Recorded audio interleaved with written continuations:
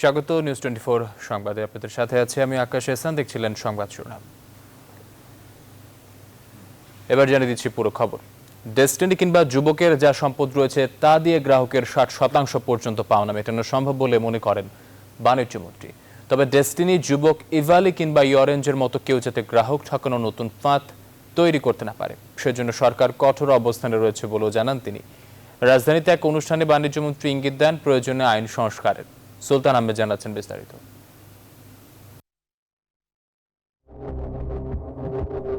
নামধারী কয়েকটি ই-কমার্স প্রতিষ্ঠানে বিনিয়োগ করে লাখ লাখ গ্রাহক এখন দিশেহারা। কদিন পর রাজপথে নেমে আন্দোলন করতেও দেখা যাচ্ছে ক্ষতিগ্রস্ত বিনিয়োগকারীদের। ইভ্যালি, ইঅরেঞ্জের মালিকরাও রয়েছে কারাগারে। অন্যদিকে ডেস্টিনি কিংবা যুবকের সম্পদ সরকারের জিম্মায় রয়েছে বহু বছর ধরেই। নামধারী এসব প্রতিষ্ঠানগুলোর প্রতারণার ধরন নতুন হওয়ায় প্রচলিত আইনে এর বিচার সম্ভব কিনা তা নিয়ে চলছে জল্পনা কল্পনা। শনিবার সিপিডি আয়োজিত এক ভার্চুয়াল সংলাপে আইনজীবী ও বিশেষজ্ঞরা বলেন, আন্তরিকতা থাকলে প্রচলিত আইনেই বিচার করে গ্রাহকের টাকা ফিরিয়ে দেওয়া সম্ভব। আমি মনে করি সরকারের আগ বাড়িয়ে ইন্ডাস্ট্রির ডিমান্ডের এগেইনস্টে কিংবা ইন্ডাস্ট্রির চাওয়ার এগেইনস্টে নতুন আইন করা উচিত না, নতুন রেগুলেটরি কমিশনও করা উচিত না। তবে রোববার রাজধানীর প্রতিযোগিতা কমিশনে ইআরএফ আয়োজিত এক অনুষ্ঠানে বাণিজ্যমন্ত্রী বলেন, ফাঁক ফোকর বন্ধে প্রয়োজনে আইন সংস্কার হবে। এই 4-5টা বা 10টা বা 20টা কোম্পানির জন্য 30,000 এই সবাইকে আমরা কিন্তু বিপদে ফেলতে চাই না। তবে এই ধরনের যেন না হয়, এই জন্য আমাদের অর্থ মন্ত্রণালয়ের সাহায্য দরকার, বাংলাদেশ ব্যাংকের সাহায্য দরকার, আইনি প্রক্রিয়ায় আনতে হবে, ডিজিটাল ল যেটা সেটাকে শক্তিশালী করতে হবে, নতুন আইন করে হলে পদের করতে হবে। এ সময় বাণিজ্যমন্ত্রী আরও বলেন, হাইকোর্ট ও আইন মন্ত্রণালয় চাইলে ডেস্টিনি যুবকের সম্পদ বিক্রি করে গ্রাহকের 50 থেকে 60% দায় শোধ করা সম্ভব। তাদের যে সম্পদ রয়েছে সেই সম্পদের দাম অ্যাপ্রিসিয়েট হয়েছে, অনেক বেশি বেড়েছে। প্রপারলি বিক্রি করে দেওয়া যায় তাহলে অন্তত আমার ধারণা যে 50 থেকে 60% মানুষকে কিন্তু যারা ক্ষতিগ্রস্ত তাদেরকে দেওয়া যাবে। কিন্তু সেটা আমরা চাইলেই পারবো না, আদালত সেটা মানতে হবে। তবে ঠিক কবে নাগাদ এসবের বাস্তবায়ন সম্ভব সেই ব্যাপারে সুস্পষ্ট কিছু বলেননি বাণিজ্যমন্ত্রী। অনুষ্ঠানে বাণিজ্যমন্ত্রী অনলাইনে অর্ডার করে তার নিজের তিক্ত অভিজ্ঞতা তুলে ধরেন। আমি মন্ত্রী, আমারই যদি করুণা থাকে তাই। সুলতান আহমেদ, নিউজ 24, ঢাকা। 10 দফা দাবি আদায়ের লক্ষ্যে ঘোষিত 27 ও 28 সেপ্টেম্বরের পণ্য পরিবহনের কর্মবিরতি কর্মসূচি প্রত্যাহার করেছে Bangladesh truck, covered van, tank lorry, prime mover, মালিক শ্রমিক সমন্বয় পরিষদ। রবিবার রাতে স্বরাষ্ট্রমন্ত্রী আসাদুজ্জামান খান কামালের ধানমন্ডির বাসায় বৈঠক শেষে সাংবাদিকদের কথা জানিয়েছেন পরিষদের সদস্য সচিব তাজুল ইসলাম। স্বরাষ্ট্রমন্ত্রী আসাদুজ্জামান খান কামাল বলেন, যেসব সমস্যার তাৎক্ষণিক সমাধান করা যায় সেগুলো সমাধানের ব্যবস্থা নিয়েছি, যেগুলো সময় লাগবে সেগুলো ধীরে ধীরে বাস্তবায়ন করা হবে। 302 ধারা বাতিলের দাবি প্রসঙ্গে তিনি বলেন, কেউ ইচ্ছে করে কারো উপরে গাড়ি চালিয়ে দেয় তাহলে অবশ্যই 302 ধারাই যাবে।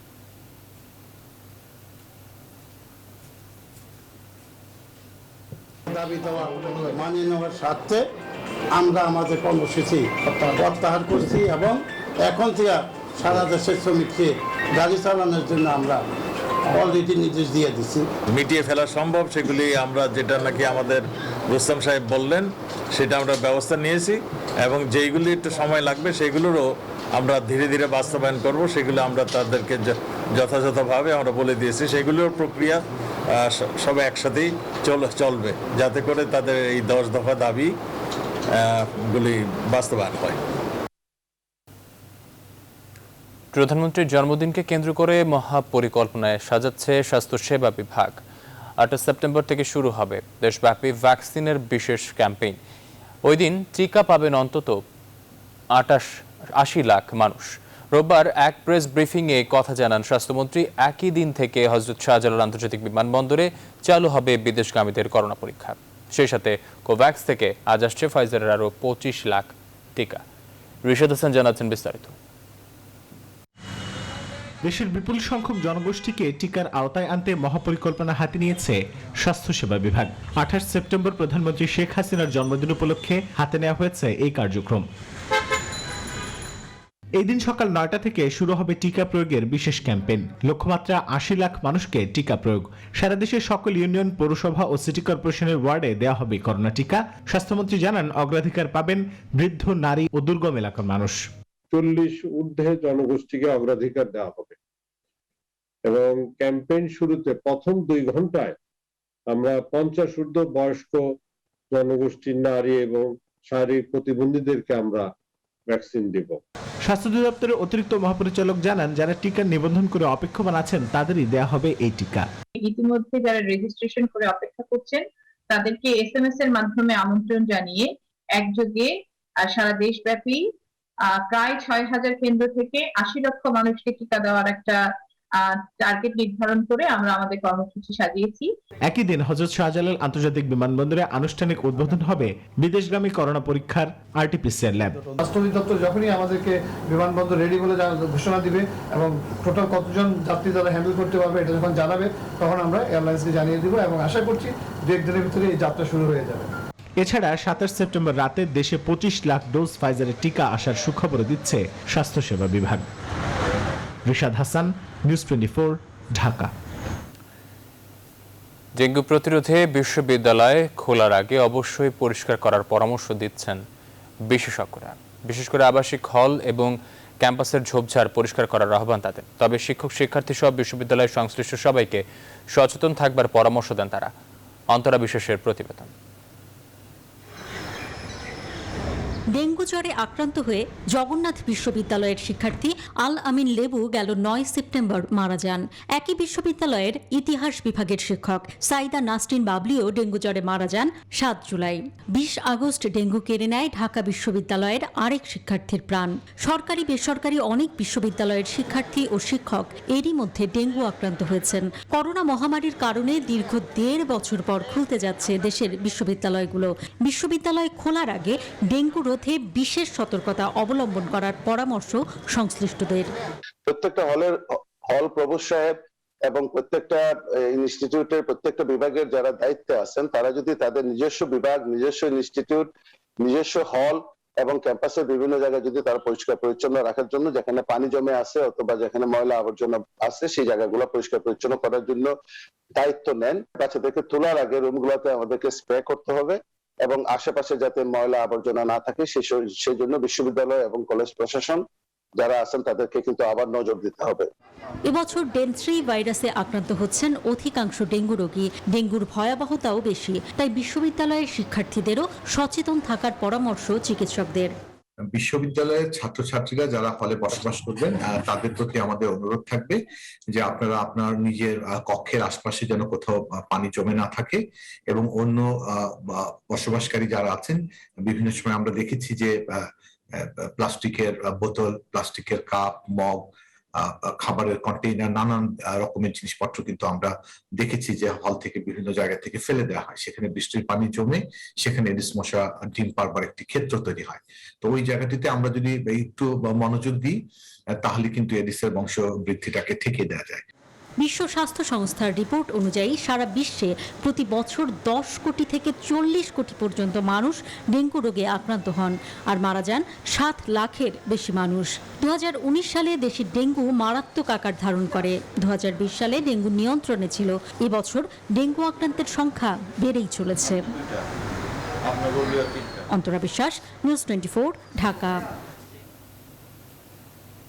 দীর্ঘ 1.5 বছর পর খুলেছে ঢাকা বিশ্ববিদ্যালয় গ্রন্থাগার। রোববার সকাল 10টা থেকে গ্রন্থাগার খুলে দেওয়ার পর ফটকে অন্তত 1 ডোজ করোনা টিকার প্রমাণপত্র ও বিশ্ববিদ্যালয়ের পরিচয়পত্র দেখে গ্রন্থাগারে প্রবেশ করেন শিক্ষার্থীরা। তবে গ্রন্থাগারের বাইরে থেকে কোনো বইপত্র নেওয়া যাচ্ছে না।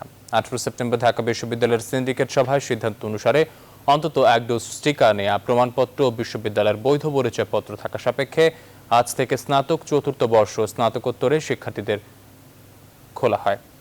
একই শর্তে এই 2 বর্ষের শিক্ষার্থীরা আগামী 5 অক্টোবর সকাল 8টা থেকে হলে উঠতে পারবেন।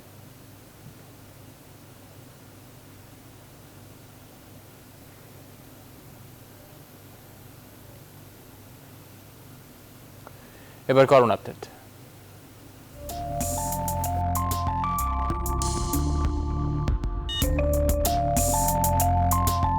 মামা, মাঝখানের সিট রাখলে ফাঁকা, সবার হইব ভালো থাকা। আমার সিটে বসছি আমি, আর আপনি করেন বাড়াবাড়ি। উস্তাদ, থামান গাড়ি, থামাইতে হইব মহামারী। নিয়ম মেনা সবাই একসাথে করোনা ঠেকায়। মহামারী করোনা ভাইরাসে 4 মাস পর সর্বনিম্ন মৃত্যু দেখল দেশ। একদিনে ভাইরাসটিতে আরও 21 জনের মৃত্যু হয়েছে। এর আগে গত 26 মে 17 জনের প্রাণহানির কথা জানিয়েছে স্বাস্থ্য অধিদপ্তর। একই সময় কমেছে করোনা দৈনিক শনাক্তের হার, তবে বেড়েছে শনাক্ত। রবিবার স্বাস্থ্য অধিদপ্তরের সংবাদ বিজ্ঞপ্তিতে আরও জানানো হয়, একদিনে নতুন করে করোনা আক্রান্ত শনাক্ত হয়েছে 980 জন। একদিনে করোনার রোগী শনাক্তের হার নেমে এসেছে 4.41%। এখন পর্যন্ত দেশে মোট করোনা শনাক্ত হলেন 15,51,351 জন। এদের মধ্যে মারা গেছেন মোট 27,414 জন।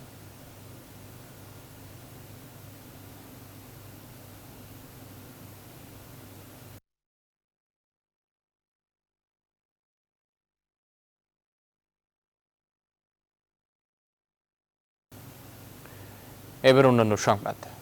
যত বড় নেতাই হোক না কেন, আন্দোলনে মাঠে নিষ্ক্রিয় থাকলে তাদের বহিষ্কার করতে হবে। দলের শীর্ষ নেতাদের কাছে মতবিনিময় সভায় এই প্রতিশ্রুতি চেয়েছেন নির্বাহী কমিটির সদস্যরা। তারা মনে করেন, এই আলোচনার পর আন্দোলনে স্পৃহা বেড়েছে বিএনপিতে।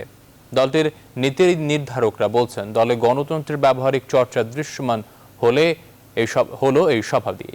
আগামী 1 মাসে এমন একাধিক মতবিনিময় সভা হবে বলেও জানান তারা। বিস্তারিত জানাচ্ছেন তৌহিদ শান্ত।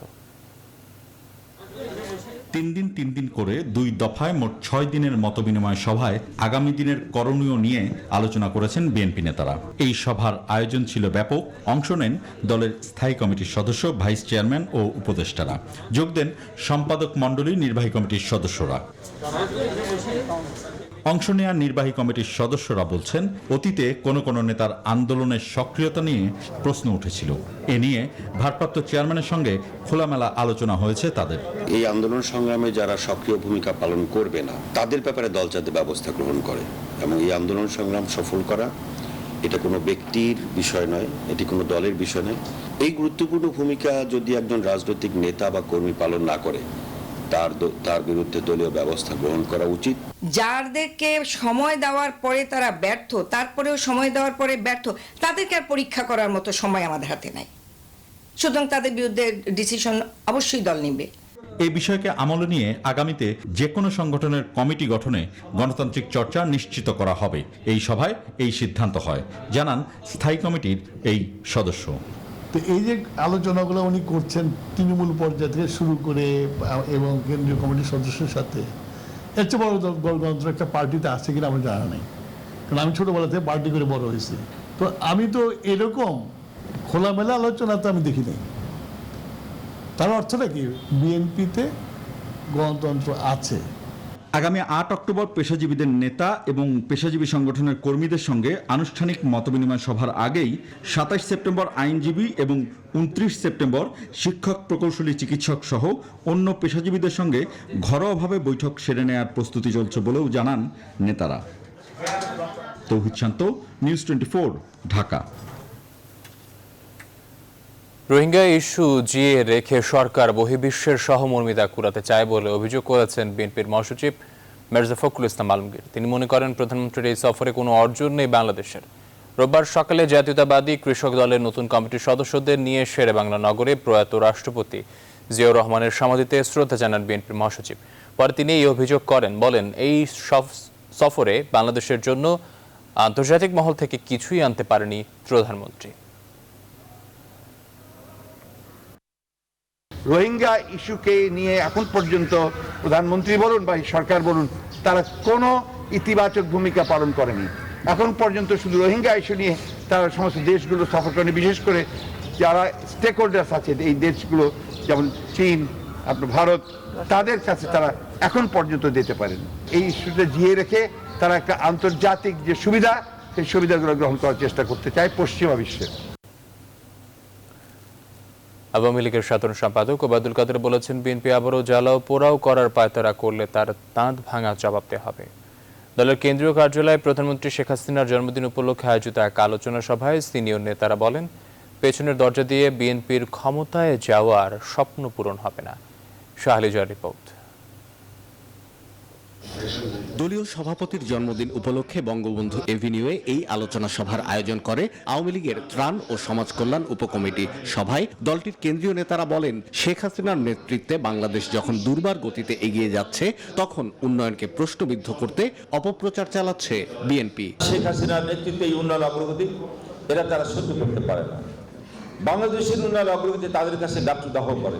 এই বাংলাদেশের অগ্রযাত্রাকে কেউ রোধ করবে, এটা আমরা আওয়ামী লীগের একজনে যা বেঁচে থাকতে এটা হতে দেওয়া যাবে না।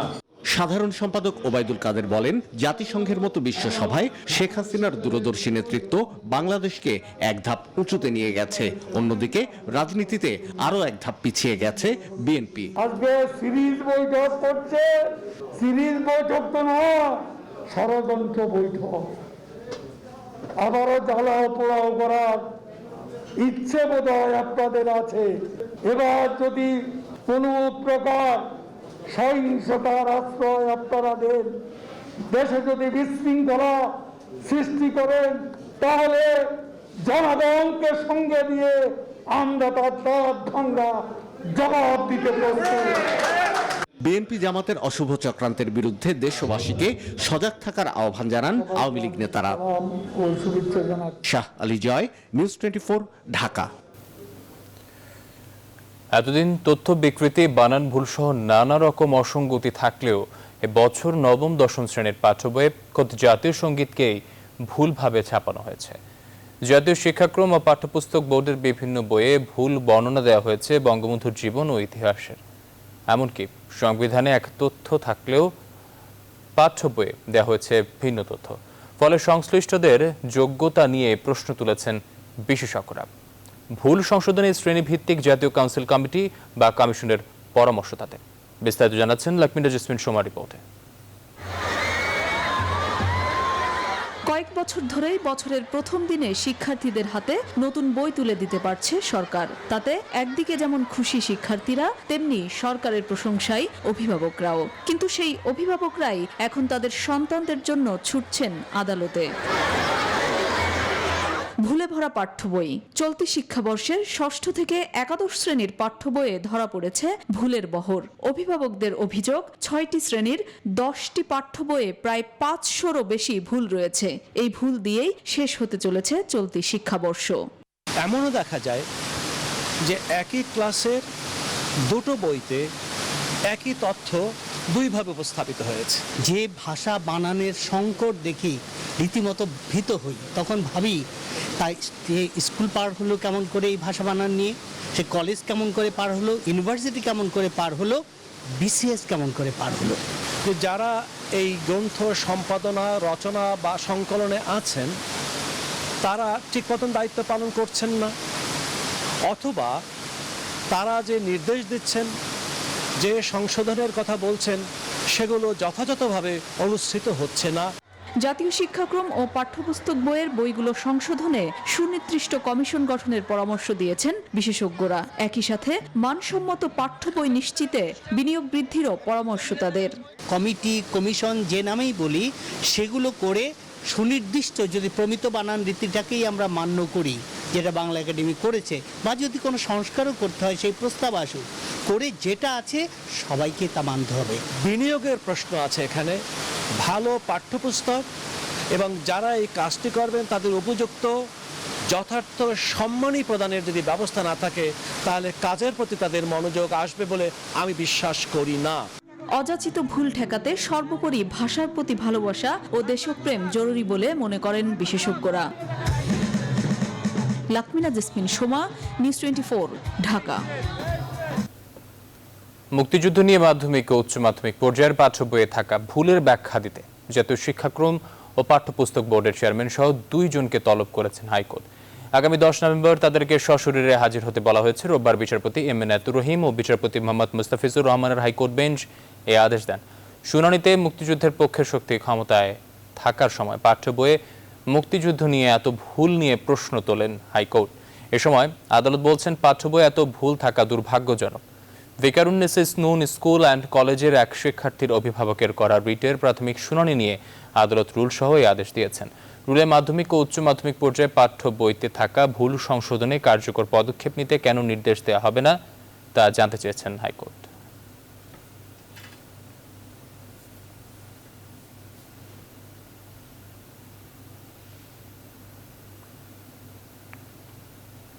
এই মর্মে রুল দিয়েছে এবং এইগুলো সংশোধনের জন্য কার্যকর ব্যবস্থা কেন নেওয়া হবে না সেটাও রুল দিয়েছেন। এছাড়া আগামী 10ই নভেম্বর 2021 এই তারিখে এই পাঠ্যপুস্তক বোর্ডের চেয়ারম্যান এবং এবং মেম্বার ওনাদের দুজনকে ব্যক্তিগতভাবে হাজির হওয়ার জন্য মহামান্য আদালত নির্দেশ দিয়েছেন। ভারতের অন্ধ্রপ্রদেশ ও ওড়িশার মাঝামাঝি এলাকা দিয়ে উপকূল অতিক্রম করে স্থলভাগে তাণ্ডব চালাচ্ছে ঘূর্ণিঝড় গুলাব। স্থানীয় সময় রোববার সন্ধ্যা 7:30টার দিকে 8:30 পর্যন্ত এই ঘূর্ণিঝড় অন্ধ্রপ্রদেশের কলিঙ্গপত্তমের কাছ দিয়ে উপকূল অতিক্রম করে বলে জানিয়েছে ভারতের আবহাওয়া দপ্তর।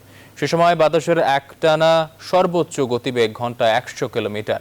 আগামী 6-7 ঘন্টায় এই ঝড় আরও পশ্চিম উত্তর পশ্চিমে অগ্রসর হবে এবং বৃষ্টি ঝরিয়ে গভীর স্থল ও নিম্নচাপে পরিণত হবে। রাজ্য দুটির উপকূলীয় জেলাগুলোতে আগেই সতর্কতা জারি করা হয়েছে। এদিকে বাংলাদেশে বৃষ্টিপাত ছাড়া গুলাবের তেমন প্রভাব পড়বে না বলে জানিয়েছে আবহাওয়া দপ্তর। ঘূর্ণিঝড়ের প্রভাবে সাগর উত্তাল থাকায় বাংলাদেশের সমুদ্র বন্দরগুলোকে 2 নম্বর দূরবর্তী হুঁশিয়ারি সংকেত দেখাতে বলা হয়েছে। উত্তর বঙ্গোপসাগরে অবস্থানরত সব মাছ ধরা নৌকা ও ট্রলারকে উপকূলের কাছাকাছি থাকার এবং গভীর সাগরে না যাওয়ার পরামর্শ দেওয়া হয়েছে।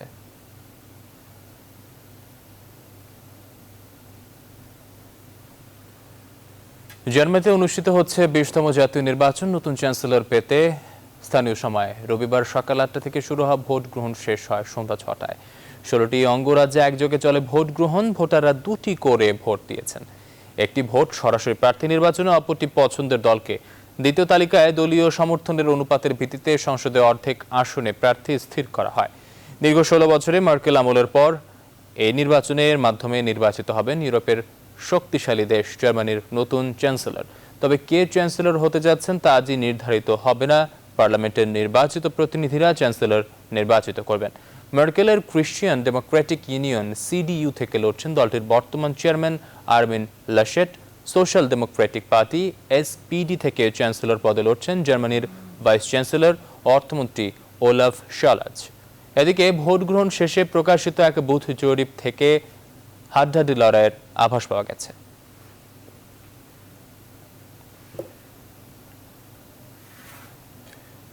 দেশের প্রথম পূর্ণদৈর্ঘ্য অ্যানিমেশন চলচ্চিত্র মুজিব আমার পিতা মুক্তি পাবে 1 অক্টোবর। এর আগে 28 সেপ্টেম্বর প্রধানমন্ত্রী শেখ হাসিনার 75তম জন্মদিন উপলক্ষে রাজধানীর বসুন্ধরা সিটির স্টার সিনেপ্লেক্সে হবে প্রিমিয়ার। দুপুরে বসুন্ধরা সিটির স্টার সিনেপ্লেক্সে আয়োজিত সংবাদ সম্মেলনে এই কথা জানান তথ্য প্রযুক্তি প্রতিমন্ত্রী জুনায়েদ আহমেদ পলক। বলেন, প্রধানমন্ত্রী শেখ হাসিনার লেখা বই শেখ মুজিব আমার পিতা অবলম্বনে তৈরি করা হয়েছে পূর্ণদৈর্ঘ্য দ্বিমাত্রিক এই অ্যানিমেশন চলচ্চিত্রটি। নাইমাল জিকর প্রতিবেদন। সেই ছোট থেকেই ছিলেন নির্ভীক, দয়ালু। দুরন্ত সেই শিশুটি কৈশোরে পা রাখতেই নিজেদের অধিকার নিয়ে কথা বলতে শুরু করে। ছোট ছোট অধিকার আদায়ের মধ্য দিয়ে একসময় দেশের ও দেশের মানুষের অধিকার নিয়ে চিন্তা শুরু করেন। যুক্ত হন রাজনীতির সঙ্গে। আর সেই মানুষটি হলেন বঙ্গবন্ধু শেখ মুজিবুর রহমান। তোমার নাম কি বাবা? শেখ মুজিবুর রহমান। 1991 সালে প্রধানমন্ত্রী শেখ হাসিনার লেখা শেখ মুজিব আমার পিতা বইটি অবলম্বনে এই অ্যানিমেটেড চলচ্চিত্রটি তৈরি করা হয়েছে, যাতে প্রধানমন্ত্রী শেখ হাসিনার স্মৃতিতে পিতা ও বঙ্গবন্ধুর জীবন ফুটে উঠেছে। বঙ্গবন্ধুর শৈশব কৈশোর রাজনৈতিক যে দর্শন, এটা বিশ্লেষণ করা তার কন্যা জননেত্রী শেখ হাসিনার থেকে ভালো আর কেউ করতে পারবে না। এবং সেই কারণেই জননেত্রী শেখ হাসিনার নিজের লেখা গ্রন্থ অবলম্বন করে আমরা এই চলচ্চিত্র নির্মাণ করেছি। প্রায় 2 কোটি টাকা ব্যয়ে ICT মন্ত্রণালয়ের অর্থায়নে সোহেল মোহাম্মদ রানার পরিচালনায় 50 মিনিটের এই চলচ্চিত্রটি মুক্তি পাবে 1 অক্টোবর। আর অর্ধেক টিকিট মূল্যে এই চলচ্চিত্রটি দেখতে পারবেন দর্শক। উদ্দেশ্য ছিল যে বঙ্গবন্ধুর শৈশব কৈশোর তারুণ্য রাজনৈতিক ব্যক্তিগত পারিবারিক জীবনকে আমাদের শিশু কিশোরদের কাছে তুলে ধরা এবং তাদেরকে বঙ্গবন্ধুর আদর্শে অনুপ্রাণিত করা। ঢাকা সহ দেশের বিভিন্ন সিনেপ্লেক্স ও সিনেমা হলে চলচ্চিত্রটি মুক্তি পাবে। এরপর মুজিব ভাই নামে বঙ্গবন্ধুর রাজনৈতিক জীবন নিয়ে আরও একটি চলচ্চিত্র নির্মাণের পরিকল্পনা করছে ICT মন্ত্রণালয়। নাইম আল চিকো, নিউজ 24, ঢাকা। দেশের প্রত্যেকটি উপজেলায় একটি করে ফায়ার সার্ভিস স্টেশন প্রতিষ্ঠা করা হবে। সে লক্ষ্যে কাজ চলমান রয়েছে বলে জানিয়েছেন স্বরাষ্ট্রমন্ত্রী আসাদুজ্জামান খান কামাল। রোববার সকালে মিরপুরে ফায়ার ব্রিগেডের 41তম অফিসার্স ফাউন্ডেশন কোর্সের সমাপনী কুচকাওয়াজ অনুষ্ঠানে যোগ দিয়ে কথা জানান তিনি। বলেন, ফায়ার সার্ভিস এখন আর শুধু দমকল বাহিনী নয়, অগ্নি নির্বাপন থেকে শুরু করে যে কোনো দুর্যোগে মানুষের পাশে দাঁড়াচ্ছে তারা। ফায়ার ব্রিগেডকে বিশ্বমানের বাহিনী করার কাজ চলছে বলেও জানিয়েছেন মন্ত্রী। অনুষ্ঠানে 41তম ব্যাচের চৌকস সদস্যদের হাতে পদক তুলে দেন তিনি।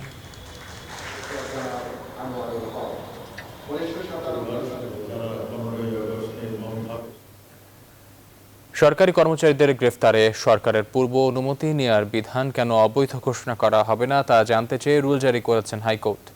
সরকারি কর্মচারী আইন 2018 এর সংক্রান্ত ধারা 41-1 ও 41-3 সংবিধানের 27, 31 ও 35-এর 6 অনুচ্ছেদের সঙ্গে কেন সাংঘর্ষিক ঘোষণা করা হবে না তা জানাতে রোববার এই রুল জারি করেন বিচারপতি এম এনায়েতুর রহিম ও বিচারপতি মোহাম্মদ মুস্তাফিজুর রহমানের হাইকোর্ট বেঞ্চ। একই সঙ্গে ফৌজদারি মামলার আসামি হওয়ার পরও কুড়িগ্রামের তৎকালীন জেলা প্রশাসক সুলতানা পারভিন, সহকারী কমিশনার রিন্টু বিকাশ চাকমা ও সিনিয়র সহকারী কমিশনার নাজিম উদ্দিনকে পোস্টিং দেয়া থেকে বিরত থাকতে কেন নির্দেশ দেয়া হবে না তা জানতে চেয়ে রুল জারি করেছেন আদালত।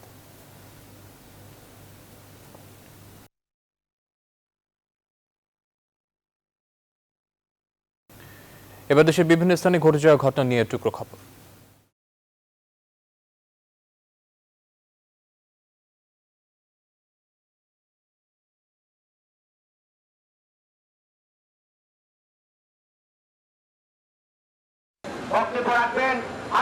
উদ্দেশ্যপ্রণোদিতভাবে সরকারের উন্নয়ন কর্মকাণ্ড প্রশ্নবিদ্ধ করতেই জনদুর্ভোগ সৃষ্টি করা হচ্ছে বলে অভিযোগ করেছেন চট্টগ্রাম মহানগর আওয়ামী লীগের সহ সভাপতি খোরশেদ আলম সুজন। ডিসেম্বরে দেশের অর্ধেক মানুষকে ভ্যাকসিনের আওতায় আনা হবে বলে পটুয়াখালীতে জানিয়েছেন স্বাস্থ্য ও পরিবার কল্যাণ মন্ত্রণালয়ের সিনিয়র সচিব লোকমান হোসেন মিয়া। গাজীপুরের পুবাইল থানার মাজু খান গ্রামে নিখোঁজের 15 ঘন্টা পর 6 বছরের এক শিশুর লাশ উদ্ধার করেছে পুলিশ। রোববার ভোরে পুবাইলের মাজু খান গ্রামের সালাম মুন্সির বাড়ির সামনে থেকে শিশুটির লাশ উদ্ধার করা হয়। সাতক্ষীরার দেবহাটে স্কুল ছাত্রীকে ধর্ষণের পর শ্বাসরোধে হত্যার ঘটনায় ভারতে পালানোর সময় একমাত্র আসামি পার্থ মণ্ডলকে গ্রেফতার করেছে পুলিশ। শনিবার রাতে ভারতের বৈকারি সীমান্ত থেকে তাকে গ্রেফতার করা হয়। নাটোরের সিংড়ায় চলনবিলের আশপাশে বজ্রপাত প্রতিরোধে 20,000 তালবীজ রোপণের কর্মসূচি হাতে নিয়েছে জেলা বিএনপি। দুপুরে নাটোরের সিংড়া উপজেলার ডাহিয়াজোড়া ব্রিজ এলাকায় ভার্চুয়ালি যুক্ত হয়ে কর্মসূচির উদ্বোধন করেন বিএনপির সাংগঠনিক সম্পাদক Ruhul Kuddus Talukder Dulu. Desk report, news 24। এবার ফার্স্ট সিকিউরিটি ইসলামী ব্যাংক অর্থ বাণিজ্য সংবাদ।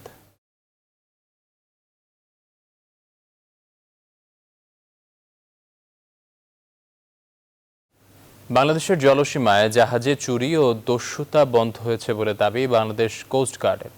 তাদের মতে কোস্টগার্ড সদস্যদের দীর্ঘ প্রচেষ্টায় জলদস্যু দমনে গেল 5 বছর ধরে সফল।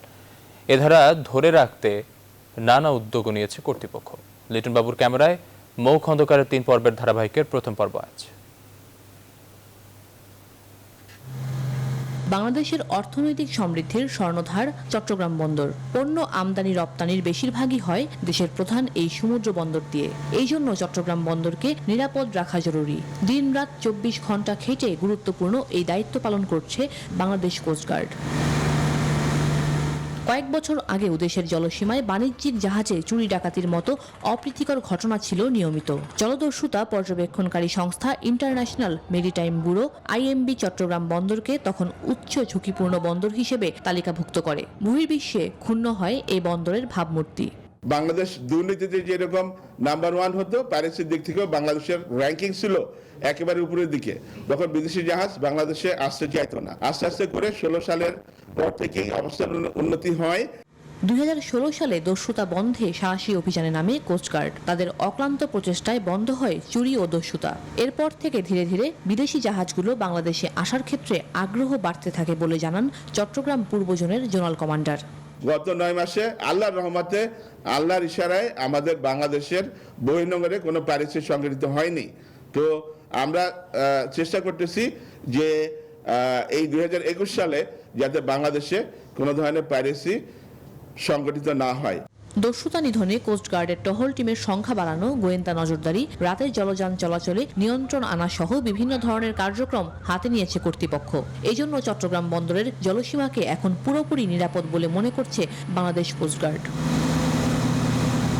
বাংলাদেশ কোস্টগার্ডের তৎপরতায় অনেকটাই নিরাপদ হয়ে উঠেছে চট্টগ্রাম সমুদ্র বন্দর। জলসীমায় ছিচকে চুরি থেকে শুরু করে পাইরেসি বন্ধে তারা গুরুত্বপূর্ণ ভূমিকা রাখছে। মৌ খন্দকার, নিউজ 24, সমুদ্র বন্দর, চট্টগ্রাম। এবারে খেলার খবর। সাবিনা খাতুনের হ্যাট্রিকে উজবেকিস্তান থেকে দারুণ এক জয় নিয়ে দেশে ফিরেছে বাংলাদেশের নারী ফুটবল দল। রোববার হংকংয়ে বিপক্ষে প্রীতি ম্যাচে বাংলাদেশের মেয়েরা জিতেছে 5-0 গোলে। এফসি এশিয়ান কাপ বাছাইয়ের 2 ম্যাচে বড় ব্যবধানে হারের পর এই জয় কিছুটা হলো স্বস্তি দেবে গোলাম রব্বানী ছোটনের দলকে। আর এটি সম্ভব হয়েছে অধিনায়ক সাবিনা খাতুনের 4 গোলের সুবাদে। ফিফার র্যাঙ্কিংয়ে 61 ধাপ সামনে থাকা দলটির জালে বাংলাদেশের 5 গোল দেয়াটা কৃতিত্বেরই বটে। হংকংয়ের বিপক্ষে 5-0 ব্যবধানের জয়ে 4 গোলই করেছেন অধিনায়ক সাবিনা খাতুন, অন্যটি করেছেন তহুরা খাতুন। সাফের আগে দিন তিনেকের অনুশীলনে নতুন কোচের কৌশলের সঙ্গে ভালোভাবে মানিয়ে নিয়েছেন ফুটবলাররা। রোববার ছিল না মাঠের অনুশীলন। মালদ্বীপ উড়াল দেওয়ার আগে আজ সোমবার শেষবারের মতো অনুশীলন করবে জাতীয় ফুটবল দল। মাহফুজুল ইসলামের রিপোর্ট। সদ্যই শেষ হয়েছে প্রিমিয়ার লিগ ফুটবল, শেষ না হতেই শুরু জাতীয় দলের ক্যাম্প। টানা খেলার ব্যস্ততায় কিছুটা ক্লান্তি ফুটবলারদের মাঝে। রোববার হয়তো তাই ছিল না কোনো মাঠের অনুশীলন। মালদ্বীপ উড়াল দেওয়ার আগে সবকিছু ঠিকঠাক থাকলে সোমবারই শেষবারের মতো অনুশীলন করবে জাতীয় ফুটবল দল। নতুন কোচ অস্কারের কাছে ফুটবলাররা যেমন চেনা জানা, ঠিক তেমনটা ফুটবলারদের কাছেও। গুরুত্বপূর্ণ টুর্নামেন্টের আগে অল্প সময় অনুশীলন হলেও কোচের কৌশলটা ভালোভাবেই রপ্ত করেছেন ফুটবলাররা। আসার পরে উনি তো সবকিছু এক্সপ্লেন করছে আগে আমাদেরকে খুব সুন্দর করে, মানে সে যে জিনিসটা আমাদের কাছে চাচ্ছে উনি আগে এটা ভালো করে আমাদের সঙ্গে কথা বলে এক্সপ্লেন করছে, তো অসুবিধা হচ্ছে না। প্র্যাকটিস ওভার সব কিছুই ভালো হচ্ছে। এখন প্রিপারেশন যেহেতু সময় কম, তো অল্প সময়ের মধ্যে মানে যতটুকু ইমপ্রুভ করা যায়। আমাদের কাজ করতেছে হচ্ছে আপনার বলের উপরে। তো আমি মনে করি যে আমাদের এই কাজ মানে এই বলের উপর যে কাজগুলো করতেছে, তো আমরা যদি এগুলো যদি প্রপারলি করতে পারি আর মাঠে যদি আমরা যদি ঠিক মতো মানে যার নিজের কাজ করতে পারি, তো অবশ্যই আমি মনে করবো যে আমাদের রেজাল্টে ভালো কিছু হবে। প্রতিপক্ষদের সম্পর্কে জানা আছে অস্কারের দলের সব ফুটবলারের, ঠিক তেমনি অস্কারেরও জানা উপমহাদেশের ফুটবলারদের শক্তিমত্তার জায়গাগুলো। আমরা বিগত দিনে যেভাবে খেলছি, এইবার মানে ও চাইতেছে পজিশনিং, পাসিং ফুটবল আরো বিল্ড আপ করে খেলতে চাইতেছে। ডিফেন্স সবসময় বিল্ড আপ করলে জিনিসটা ভালো হয়, দেন টিম সেট হয়, টিম বর্নিংটা ভালো হয়। সবকিছু ঠিক থাকলে 28 সেপ্টেম্বর সাফ চ্যাম্পিয়নশিপ খেলতে মালদ্বীপের উদ্দেশ্যে যাত্রা করবে জাতীয় ফুটবল দল। Mahfuzul Islam, news 24, Dhaka. Bangladesh cricket board বিসিবির নির্বাচনের মনোনয়নপত্র দাখিলের দিন আজ সোমবার। মিরপুর বিসিবি কার্যালয় সকাল 11টা থেকে বিকেল 5টার মধ্যে মনোনয়নপত্র জমা দেবেন প্রার্থীরা। 3 ক্যাটাগরিতে অনুষ্ঠেয় এই নির্বাচনে 23 পরিচালক পদে মোট 32 জন প্রার্থী মনোনয়নপত্র সংগ্রহ করেছেন। ক্যাটাগরি 1 থেকে সংগ্রহ করা সব প্রার্থী মনোনয়নপত্র জমা দিলে ঢাকা ও রাজশাহী বিভাগে নির্বাচন হবে। এছাড়া বাকি 2 ক্যাটাগরিতেই হবে নির্বাচন। তাহলে এবার পরিচালক পদে নির্বাচন করে আসতে হবে বর্তমান বোর্ড সভাপতি নাজমুল হাসান পাপনকে।